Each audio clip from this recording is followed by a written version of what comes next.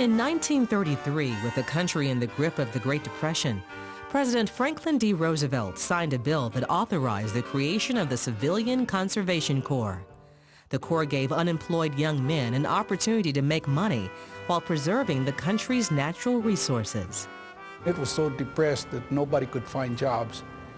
Standing in the corners with your gloves in your pocket and maybe a sandwich in the other pocket, hoping somebody would come around to offer you a day's work for $1 or something like that.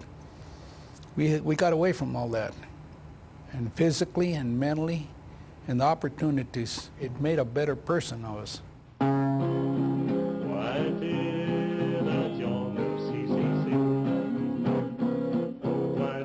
From 1933 to 1942, nearly 53,000 men worked on CCC projects in Arizona.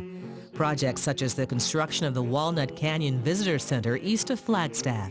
Alfredo Flores helped build it. The limestone and concrete remained strong, despite being built more than 60 years ago. This material is used to construct this. This rocks are hand-shaped, no power tools. So all this concrete that's holding this rock together were mixed by hand. No mixing machine, no cement mixers. And also the columns that you see there are natural trees, and they were all cut and set by the CCC boys back in 1941. Remains of another Arizona CCC project can be found in South Mountain Park, just south of Phoenix. There was an erosion control project up in Kiwanis Canyon, along the Kiwanis Trail. The museum building behind me was actually constructed by CCC enrollees to be a museum building, never really functioned per se as a museum building until recently, and ironically enough, the first exhibit that went in there was an exhibit commemorating the work of the CCC, and they didn't intend it to be that way, but 70 years later, there you have it. The camps were run in a military fashion, which, as it happens, prepared the enrollees for later military service during World War II. You know, I went in camp. I had already been trained by the CCCs in basic training. We got up, we had regular hours, we had our salutes and all this, you know. The boys received $30 a month, 5 of which they kept. They sent $25 home to their families. Being able to stay home with $25 a month, being able to pay rent, being able to pay maybe electric bill, but mostly eating, yes, it helped my family quite a bit. Despite the success of the program, a few enrollees felt shame for accepting what they believed to be welfare.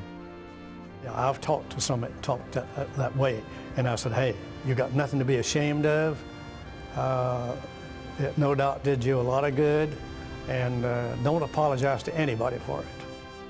At South Mountain, little remains of the camp that housed the young men who worked to create the park. A lone star suggests their origin, and the paths are still worn. We're standing on what would have been the dividing line between the two camps at Phoenix South Mountain Park. Over my shoulder would have been the camp commander's office, the foreman's office, and the doctor's dispensary. An enrollee would have walked down this path to visit the camp commander, perhaps to be reprimanded for gold bricking or rewarded for doing a good day's work. Further to the east, the camps were divided with a mess hall on either side of the dividing line, a barracks building on either side of those mess halls, a recreation hall on either side of those barracks buildings, and finally an additional barracks building in each camp. I have been told by enrollees that served at South Mountain Park that you didn't typically stroll into the other camp if you didn't have business there. We had our fun. We mixed pleasure with fun and work.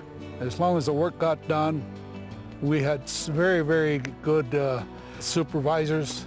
The personnel, the staff was always good. Everybody was in for the same thing. And we enjoyed it tremendously, at least I did.